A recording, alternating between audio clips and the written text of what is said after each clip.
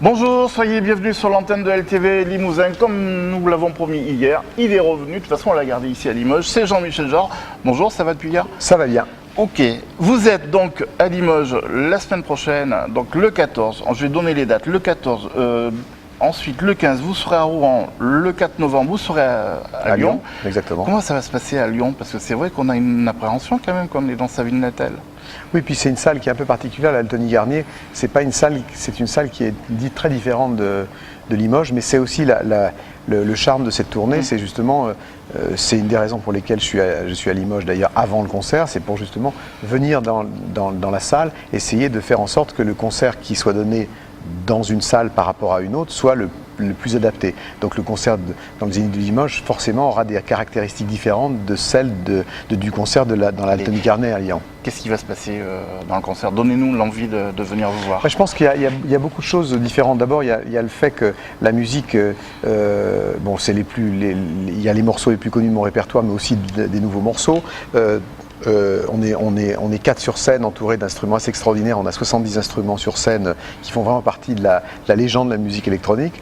On est dans des conditions absolument live à une période une époque où beaucoup de concerts sont en playback ou avec des choses prémixées ou autres. Vraiment en direct avec des instruments qui sont pas nécessairement faits pour ça, mais justement il peut y avoir des petits accidents qui se produisent. Ça crée une complicité à ce moment-là totalement évidente avec le public. Et moi j'aime bien cette idée justement de mise en danger. Vous êtes un artiste de proximité, on peut dire. Totalement. Et justement, avec cette tournée, c'est exactement ça qui m'intéresse. Et puis, sur le plan visuel, il y a énormément de choses nouvelles.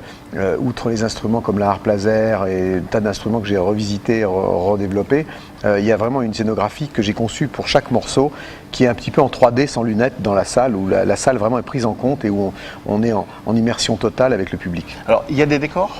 Vous allez voir où je veux en venir. On peut dire qu'il y a des décors, puisqu'il y a de très grands écrans qui permettent justement d'avoir un certain nombre de choses qui ne sont pas nécessairement juste le fait de regarder la télévision. C'est pas du tout ça, mais des choses qui sont vraiment liées à des visuels qui sont liés à la musique que j'ai créée. Est-ce que vous demandez des conseils à une certaine Stéphanie Jarre?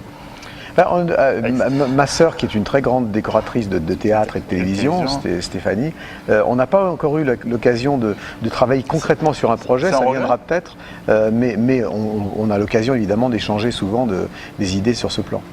D'accord. Donc on rappelle, vous êtes donc effectivement à Limoges la semaine prochaine. C'est un travail, un spectacle qui demande beaucoup de travail, on va dire aussi. Oui, il y a eu beaucoup de répétitions et puis surtout ça demande un travail que je ne suis pas moi obligé de faire mais que je tiens à faire. La répétition par exemple avant le concert de Limoges, il y aura 2 ou 3 heures de répétition dans ce Zénith. Je tiens beaucoup à ça pour que vraiment les choses soient... J'estime qu'à partir du moment où les gens font l'effort de se déplacer et payer un billet, c'est d'essayer de leur donner la meilleure performance possible et le meilleur concert possible. Alors je me suis laissé dire que la tournée, puisque vous avez commencé cette tournée en 2010, c'est ça? Mars 2010, c'était un hommage à Arthur Clarke. D'abord, on va présenter qui est Arthur Clarke pour les jeunes. Voilà. Et pourquoi cet hommage? Alors Arthur Clarke, c'est l'auteur, c'est un des plus grands écrivains de science-fiction, pas seulement science-fiction, mais d'ailleurs de langue anglaise, qui a fait notamment 2000 Odyssée de l'espace, dont Kubrick a tiré le film que nous connaissons tous.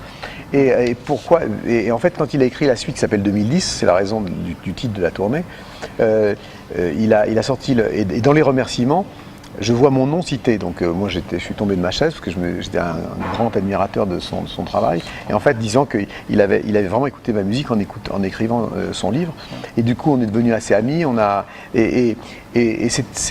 fait partie de toute cette génération d'écrivains qui nous ont donné une vision du futur, une vision dynamique, poétique,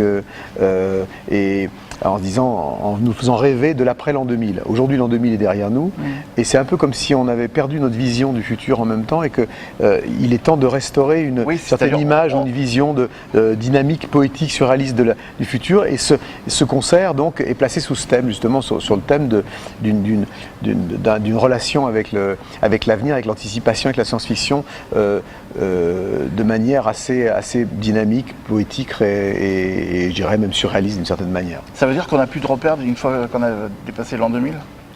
Oui, on a l'impression qu'on est devenu un peu orphelin de notre propre futur, qu'aujourd'hui notre futur se résume un peu à savoir si on va bien trier nos poubelles.